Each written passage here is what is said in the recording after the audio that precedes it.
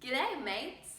For those of you that don't know me, my name is Kaitlin Lambert, and I'm currently studying abroad in the land down under. I hope each of you has had a really great semester so far in the good old US of A, and I thank you for your time and attention during this brief video. Let's talk parenting. Accountability, balance, and compassion, or what I like to call the ABCs of pledge parenting. At the tender age of roughly 5, I worshiped my older sister Emily. One day, she had the bright idea for us to jump off the top of our bunk bed onto my little sister Chelsea's bed below. At first, I was really nervous because it seemed like a long distance, but Emily convinced me to do it, and we didn't die, so we continued.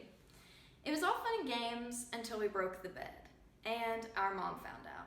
She was not happy, to say the least. This woman, who wanted us to play together, was mad at us for doing just that.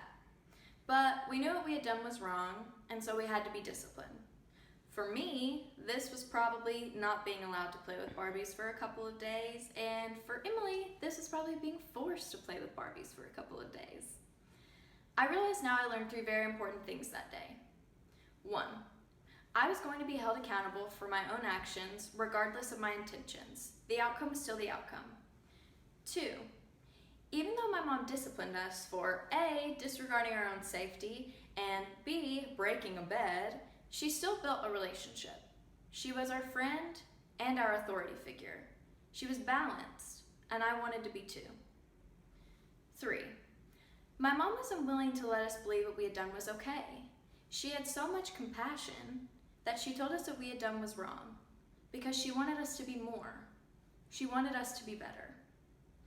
And that, my friends, is brotherly love. And isn't that what the pledge parent position is all about?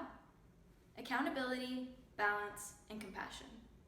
That is what I will bring to this fraternity and the fall 2016 pledge class if chosen as pledge parent. Thank you very much. Encore! Encore! You guys really shouldn't have, but you did anyway. As I'm not with you right now currently, and I'm not able to answer any questions, I've already prepared a couple of my own, so let's get started on those. Kaitlin, what would you change about the pledge process? Thank you, Kaitlin, for that question. My first thought is a pledge workshop in which we get the appropriate individuals from the fraternity to talk with the pledges before signatures and possibly before pinning, in which they are just taught parliamentary procedure and how best to talk with brothers and to handle those conversations. Kaitlin, what would you add to the pledge process? Kaitlin, thank you so much for that final question.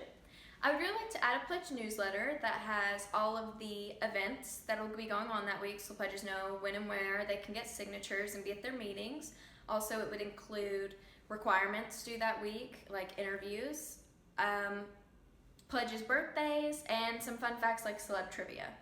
I would also like to include some new events like Pledge Lip Sync Battle or Pledge Hunger Games, Pledge Olympics for those who don't want to be so aggressive. I want to thank you all for your attention during my speech and those brief questions. That's all I have for you. I hope each of you has a really wonderful semester, and I will see you again next fall. Go Vols!